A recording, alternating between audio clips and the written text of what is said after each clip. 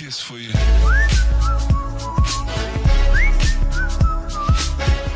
La lexicographie. La deuxième partie. Dans la première partie de ce module, on a insisté sur la linguistique et la lexicographie. Puis nous sommes arrêtés à l'histoire de la lexicographie française à travers les siècles. Aujourd'hui on va connaître la typologie des dictionnaires et toutes les critères importantes.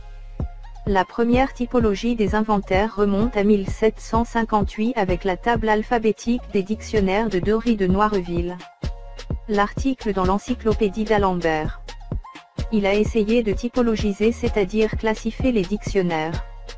Mais il fallait attendre le XXe siècle pour avoir une véritable classification des dictionnaires.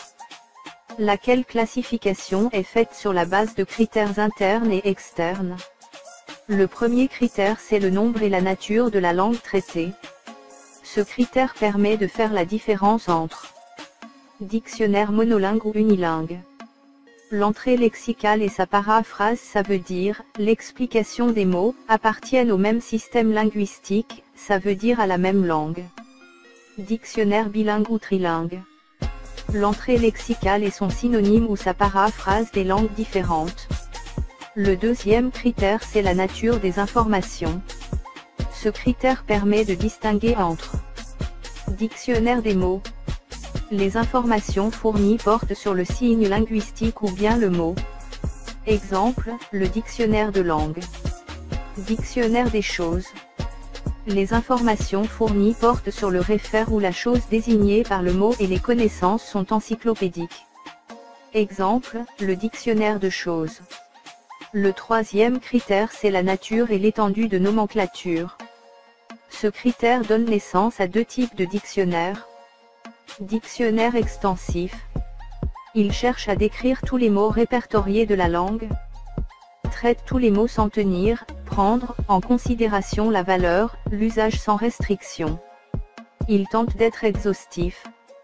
Il tient en considération la langue dans toute sa variété sans restriction car entre le réel linguistique et le réel sociologique de la langue existe un abîme. La langue évolue et se crée réédition des dictionnaires chaque 10 ans, mise à jour. Dictionnaire sélectif ou spécial. Il décrit un sous-lexique spécifique à un domaine du savoir humain, médecine, informatique, etc. Il se répertorie ou enregistre qu'une fraction du lexique. En général il fait un choix, il sélectionne un sous-ensemble du lexique.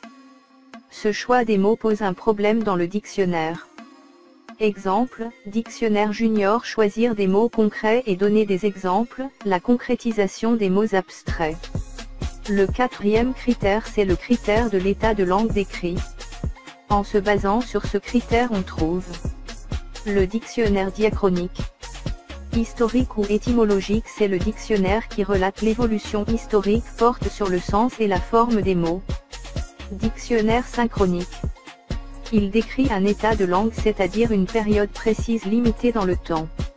Le cinquième critère c'est le critère de la fréquence et de la spécialisation. Dictionnaire de spécialité. Peut se baser sur les mots qui se trouvent dans les manuels. Le critère de la fréquence aide dans le choix des termes. Le dernier critère c'est le critère de la dimension de l'entrée lexicale. L'entrée lexicale peut être un mot ou un syntagme. Quand l'entrée lexicale est un syntagme on trouve dictionnaire des proverbes, dictionnaire des locutions, des expressions. Exemple, chat est chaude craint l'eau froide, dictionnaire des proverbes. Ces deux dictionnaires ont une structure figée, fixe, cette dernière donne naissance à deux termes. Le figement syntaxique, forme fixe au niveau de la forme. Le figement sémantique, forme fixe au niveau du sens. Exemple, œil de bœuf, signifié qui est fractionné sur de faux signifiants. On trouve aussi les autres types de dictionnaires à savoir. Dictionnaire normatif.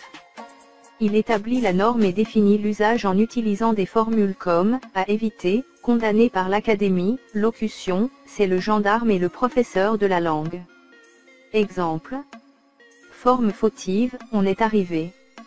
Forme correcte, nous sommes arrivés. Dictionnaire descriptif. Il s'attache de décrire une langue dans sa diversité aussi bien à l'oral qu'à l'écrit. Il est plus évolué d'un dictionnaire normatif, il essaie de décrire la réalité de la langue. Il fait des restrictions. Il prend la langue dans sa diversité, ça veut dire l'usage, comment les gens parlent la langue permet de changer les options. C'est la fin de ce cours, j'espère que cette vidéo va être utile pour vous. Pour avoir les autres cours, n'hésitez pas à faire abonner sur cette chaîne pour les autres vidéos.